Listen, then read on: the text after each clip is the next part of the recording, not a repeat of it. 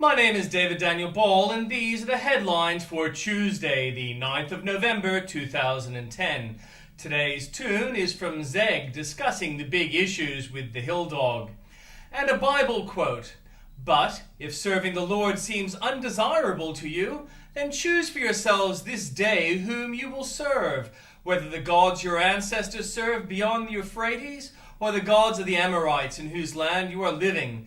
But as for me and my household, we will serve the Lord."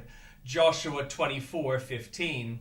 And in headlines from Fox, Republicans are making some big promises to try to lure West Virginia Senator-elect Joe Manchin to cross the aisle by supporting a pet project of his that has stalled under Dem leadership. Jury sentences Stephen Hayes to death for murdering a woman and her two young daughters in a 2007 home invasion, strangling the mother and helping to burn down the family home after dousing the girls with gasoline. 29 people have been indicted in a sex trafficking ring spanning 3 states and allegedly run by Minneapolis-based Somali gangs. Starting Wednesday, parents in Louisiana who can afford to pay for their children's school lunch and whose kids go 3 straight days without paying will be reported to the State Department of the Family and Children's Services. And in breaking news from news.com.au, actor Randy Quaid's application for refugee status in Canada remains in limbo. The dollar opened flat today following a subdued offshore session as Europe's sovereign debt woes once again weigh on market sentiment. Police hand out 30,000 scratch and sniff cards so citizens can tell if their neighbors are growing something they shouldn't. Golfer Tiger Woods has arrived in Melbourne to defend his Australian Masters title. A kite surfer, 24, has crashed to his death when wind swept him out to sea and hurled him over a 9-story building at a resort. From New South Wales and the ACT, students who sat English and science papers were likely to be the last to sit the school certificate.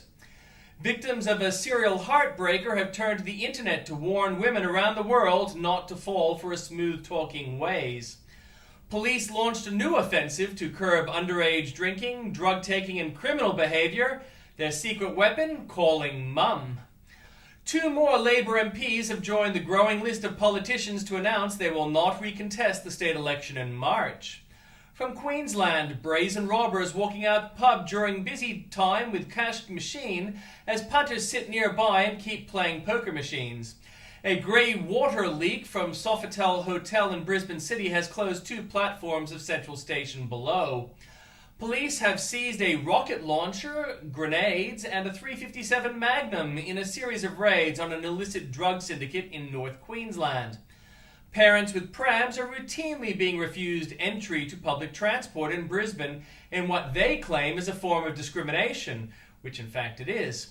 American troops could be based in Queensland for the first time since 1945 under a new agreement to be thrashed out by January. From Victoria, more than 200,000 people are on outpatient list for treatment in Victorian hospitals, new figures show. Police have again been called to where 14 were arrested and 3 injured in a weekend brawl as tensions continue to simmer. Billions of dollars are poised to be poured into public transport after this month's state election, regardless of which party wins. A revolutionary facial recognition network will let police electronically identify suspects across Victoria within seconds. Cameron Lowe posted his final thoughts on Facebook, unaware he was dying after he was bashed walking home from McDonald's. Doctors welcome a huge health injection for hospitals by Labour, but say even more cash is needed for beds, or perhaps some cash for beds.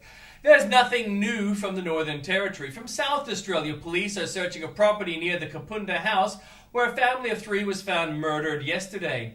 The battle against Riverland locust plague has reached a critical stage, with authorities fearing significant damage unless the choppers are brought under control. Almost 20,000 homes in regional South Australia risk being cut off from television when the analogue signal is switched off next month. Taxpayers paid thousands of dollars to publish a book of artwork by Puglia-based Nicola Sassanelli before he was appointed the premier special envoy to Europe. School councils want surveillance cameras in schools to help fight bullying and crime.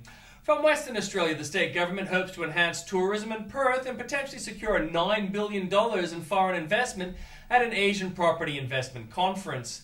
A boat carrying 81 suspected asylum seekers has been intercepted off Christmas Island. And claims that Premier Colin Barnett demanded an independent MP support in exchange for extra staff will be referred to the Corruption and Crime Commission. There's nothing new from Tasmania.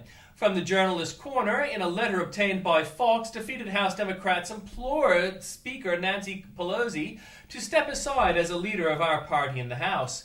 Joe Miller is calling for cash to fund his court battle for Alaska's Senate. Now Senator Jim DeMint weighs in on bankrolling the candidate's fight against Murkowski. From debts to jobs, security to taxes and healthcare, Rick Perry is fed up. So what's the solution? Greta gets answers from the Texas governor. And in comments by Bill O'Reilly, drama continues within the Democratic Party. By John Krushour, why elections are won or lost. By James Pinkerton, Republicans, Democrats have a bigger foe than the Tea Party. By Andrew Bolt, why David Marr dances. Richo asks Gillard for an agenda fast. Can this clunker of this scheme? This good racism of the left is killing black children. Gillard's California dreaming. Please don't kill me for winning the game. The rest of us call this a holiday. Not racial violence, say police, which should be a warning. Labor behind and becalmed. In ABC world, a good bank is a broke bank.